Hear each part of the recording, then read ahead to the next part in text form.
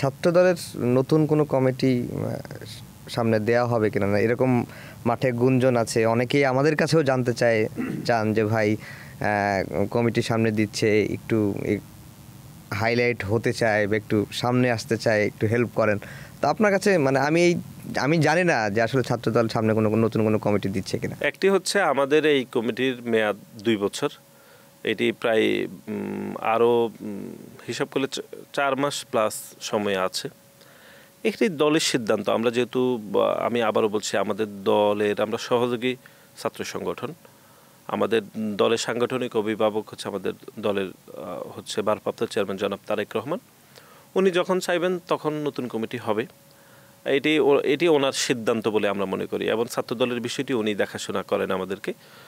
সুতরাং আমরা চাই যে নতুন, আমি ব্যক্তিগতভাবে আমি সবসময় চাই যে আমাদের ছাত্রদলে আপনি জানেন যে 16-18 এই সময় বা 13-14-তে গণতান্ত্রিক আন্দোলন করার সময় ছাত্রদলের নিয়মতান্ত্রিকভাবে কমিটিগুলো হয়নি, তখন আমাদের একটি কমিটি প্রায় 5 বছর ছিল।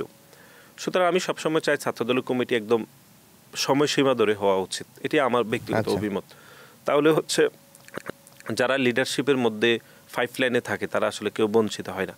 কিন্তু এটাই বাস্তবতা যে এটি এত বড় সংগঠন, এখানে অনেকেই নেতৃত্বের প্রত্যাশা থাকে। আমার সাথে যারা সহযোদ্ধা ছিলেন, বন্ধু, বড় ভাই, ছোট ভাই, অনেকেই এই পদে ছিলেন।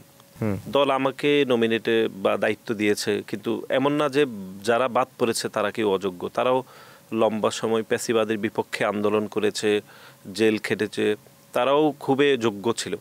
কিন্তু বাস্তবতা হচ্ছে আপনাকে যে কোনো 2 জনকে আসলে দায়িত্ব দিতে হবে, এবার বাকিদেরকে অন্য কোনো পদে বা অন্য কোনো জায়গায় আপনাকে দায়িত্ব নিতেই হবে। এটি সাংগঠনিক নিয়ম, এবং এই বাস্তবতা মেনেই আমরা সংগঠনটা আসলে করেছি।